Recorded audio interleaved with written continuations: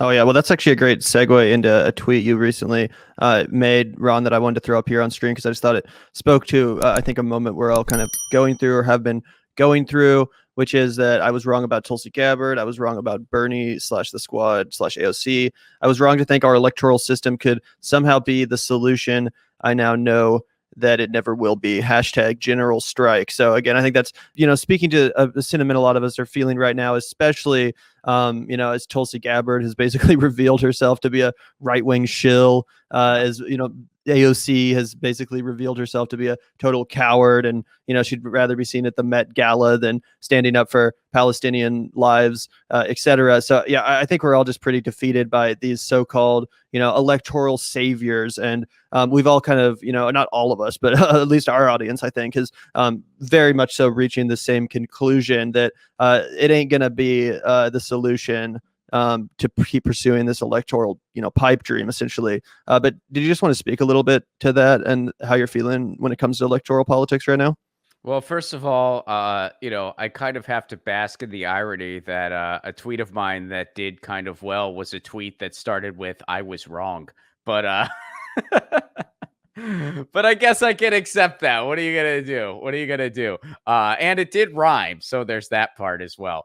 But but yeah, I mean, I think you summed it up. I mean, I was never one of these people that thought like we were going to be able to vote our way out of it. Like I was never one of those people, but I was one of those people who really looked at Bernie and the squad and at one point in time Tulsi Gabbard. I mean, yeah, I agree with she's straight up revealed herself to be a straight up right winger and I thought her changes were genuine when she distanced herself from a lot of her past and now I mean, I'm pretty convinced none of it was. I think she's somebody that just is looking for a lane, and that's just the lane that she's looking for now. That's what I think about her, and she's not who I thought she was at all.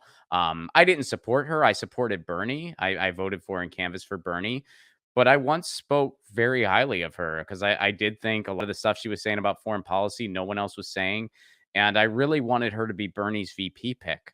Again, this is going back to 2020. I thought that if those two teamed up, they would be unbeatable.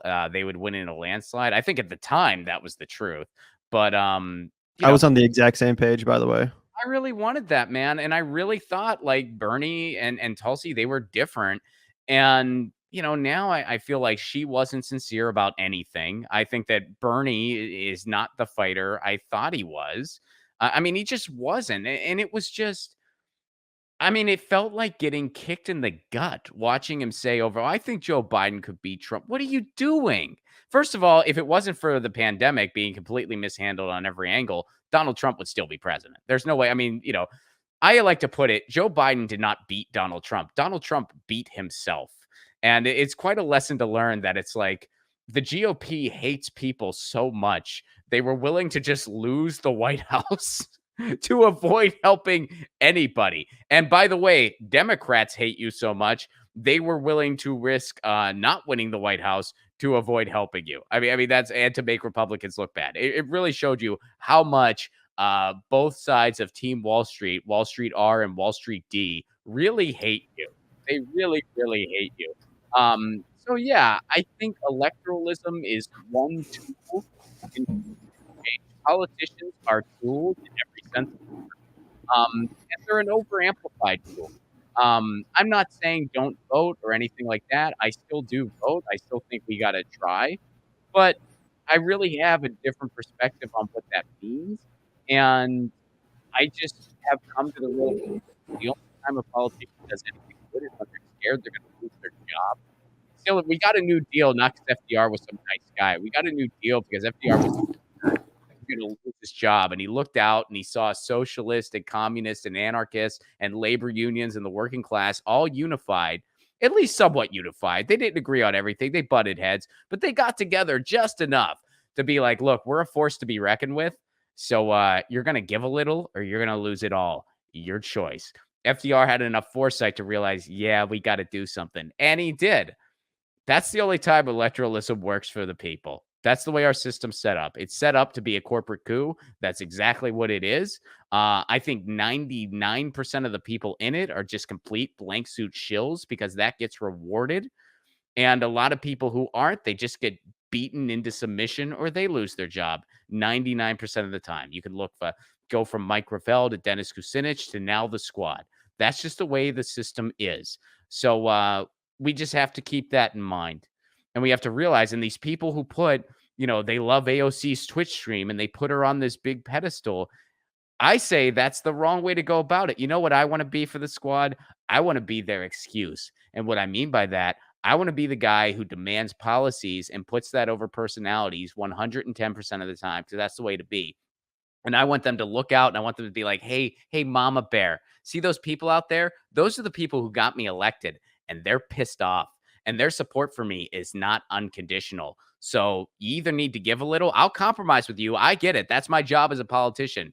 We gotta meet in the middle. I get that. But there's a couple things we can't compromise on. And one of them's the freaking climate. Another one of them's freaking healthcare.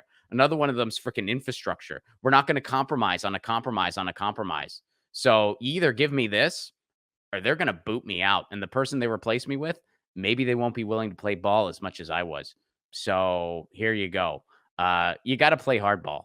You just do. Yeah, no, I think you're absolutely right about the hardball thing. And it reminds me of the whole force the vote debate / debacle that went down earlier in the year. And it just, it frustrates me because a lot of people at the time were saying, on the more like, I guess, liberal side of the aisle, that this was a dumb thing to be upset about the squad for not doing. And, why are you guys so upset about the squad members not forcing the vote on Medicare for all and all this stuff? And now it's like, well, it's so obvious why we wanted them to, because it's so related to what we see now with, AOC being approached by Nancy Pelosi and her basically just changing her vote to present instead of no on the Iron Dome funding.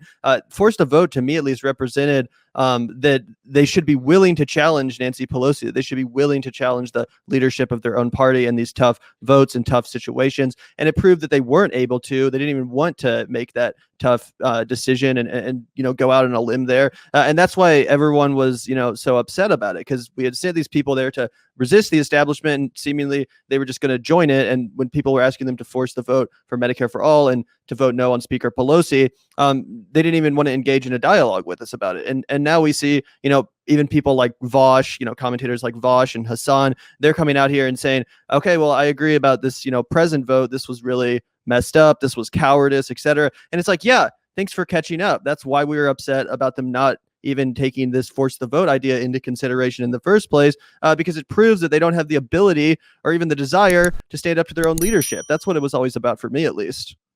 Well, here's the thing. One thing that we have to just come to terms with, because it's the frickin' truth, notice how it only ever goes one way. Where it's only, I mean, if it was about 50-50, where it's like, okay, the squad kind of let us down here, but they held the line here and we got $15 an hour minimum wage now. They held the line here and we got this and that. But notice it's always one way. It's, oh, they didn't force the vote. Oh, they didn't, they didn't hold the line for this. They didn't hold the line for that. They didn't, like they voted present. They voted present and the Capitol Police got more funding. They voted present and now Israel gets their Iron Dome. I mean, and by the way, AOC voted present. Some other squad members voted yes. They will not vote as a block, and they admit to it. They admit they're not going to vote as a block. And it's like, well, wait a second. What kind of strategy is that? I mean, we elected you guys for a hostile takeover of a corrupt party, right? Wasn't that what we elected you guys for? What kind of hostile takeover, quote unquote, is it when you guys don't get any policy accomplishments and you don't use the leverage you do have? No one disagrees that you are physically outnumbered. That is just mathematically true. No one's disputing that. Everyone is just asking you to use the leverage you do have, and you're not doing that. That's the freaking problem. I mean, it's like, and when people, they're like, oh, you guys are complaining about AOC as if she's the problem. It's like, no, that's not what people are doing. People are saying, use the leverage you have. And if that's an unreasonable request, again, I've said this to other people, and then my response has always been crickets. I'm like, point to one request that's being made, not just of AOC, but of the entire squad and the people who are supposedly our allies. Tell me which request is something that they can't do. Tell me which one it is. Point to it. And if you point to it and it's accurate, I'll be like, okay, that was an unreasonable request. That's not every single thing. If you look at the list of requests that the People Party made when they went to her office. If you look at the requests that people are saying on shows and like Status Quo when he interviewed Ro Khanna today, I didn't get to see that interview, so I can't speak to the content of it. But where he's saying like, why are you compromising on a compromise on a compromise? All of these requests are things in their power. And their response has always been the same. Like, well, we need more of us. No one's disputing that. No one's disputing that yes, you're outnumbered. We're asking you to use the leverage you do have, and you're not doing that. So I kind of feel like you're pissing on our leg and telling us it's lemonade. And why are we starting there first? Because they're our supposed allies. They are supposed to be our allies. All right. I've been on 2 campaigns that I would say were fairly successful campaigns. I've been on a couple campaigns with an organization called Fight for the Future. One of them was for net neutrality. Another one of them was for facial recognition. That is an activist group that has a damn good track record that dwells in the realm of digital rights, which is a big topic to me too, as you guys know. And when we do things, at least in my experience, we start with our boots on the ground, our activists, our like our other voices, like I would reach out to other YouTube shows and podcasts and stuff like that to try to get the word out through that vehicle. And then when we went into the electoral realm, we started with our allies. We started with the people who have a good track record on digital rights, the people who have been pro net neutrality and stuff like that. We would start with them and we would say, hey, we have a call to action and here is what we want you to do. And a lot of them would do it. Some of them wouldn't. Some of them wouldn't get back to us. Some of them would get back to us with an alternative, whatever it may be. My point is we would start with our freaking allies, and then we would present a bunch of signatures to Mitch McConnell's freaking desk because we knew Mitch McConnell wasn't our ally. That's how change happens. You start with your allies and you're saying, this is what we need. This is what we need to do. And when your allies are saying, we can't do anything, then you have a freaking problem.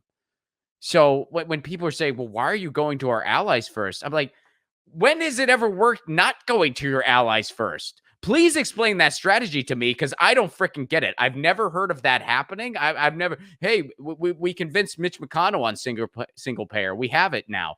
When is that going to happen ever? That's not how it freaking works. I mean, it's impossible for it to work that way, right? Because Mitch McConnell and everybody else that's probably to the right of AOC has already been bought and sold verbatim, completely. They're already all of their campaign contributions are just filled with fucking corporate interests, right? So they're not speaking to themselves. Our only avenue is the people who have rejected the outright corporate control, right? So obviously that's where we're going to begin, but they can't even hold fast on the trillions of dollars, or the $3.5 trillion that we've been negotiating for months. Everybody has been poo-pooing shows like the Vanguard, and I imagine Ron Placone as well, for being skeptical that this is going to get done when nothing's ever gotten done before. Meanwhile, I just saw a tweet from Jeff Stein this morning that the House passed $778 billion increase to our military budget, aka $8 trillion over 10 years. But that wasn't even discussed in the mainstream media. That just was something that, snap your fingers, we've just created another $8 trillion, for the war machine as we're supposedly winding down our military intervention. Yet we can't get 3.5 for infrastructure. Are you fucking kidding me? Like, this is why nobody trusts you. Yeah, it's a compromise of a compromise of a compromise. And we always get like, how are we going to pay for it? But we never get how are we going to pay for it when it comes to war. We never, ever get that. Nobody asks that question.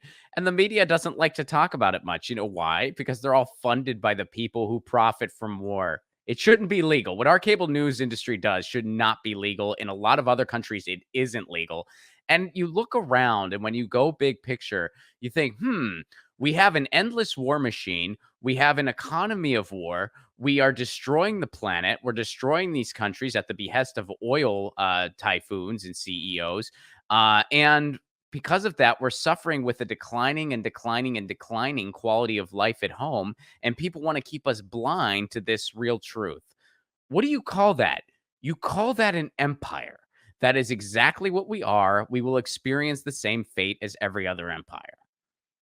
Yeah, no, absolutely. And I think it's especially frustrating. Myself as a third party voter, I'm sure you probably are too, Ron. We always get blamed. Oh, you're gonna let Trump get reelected, or you're gonna let Trump back in, or you're gonna let the Republicans take back over. Meanwhile, the Democratic Party, with complete control over government right now, is totally failing to realize its very basic promises made to the American people, making themselves vulnerable and our government vulnerable to another takeover from the fascist far right Republican Party, very possibly in the form of Donald Trump once again. So it's their failings that are leading to this over and over again.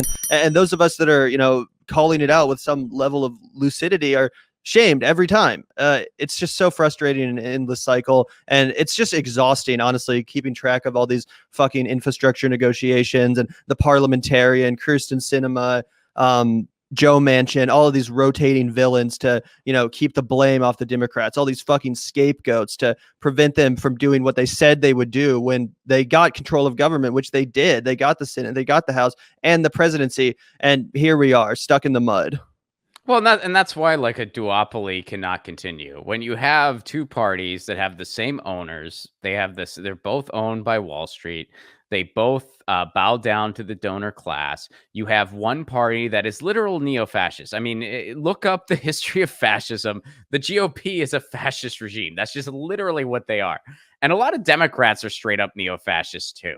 I would say Joe Biden is by definition a neo-fascist. Pete Buttigieg, by definition, is a neo-fascist. But the Democrats as a whole are a neoliberal party. And what is that? I mean, everyone thinks when you say neoliberal, you mean new liberal. Like, no, we're defining the term what it is. It's laissez-faire capitalism. It's just like, let the market do its thing.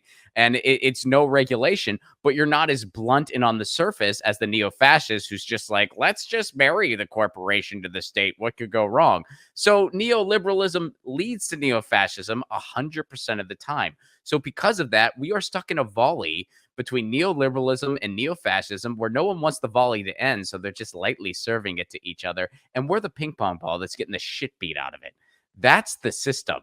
And people who are apologists for this, who just say like, oh, vote blue no matter who, and then blame third party voters, we're the only people trying to break this wheel. You're calling us Trump apologists. Meanwhile, you're closer to Trump than I could ever be in a million years.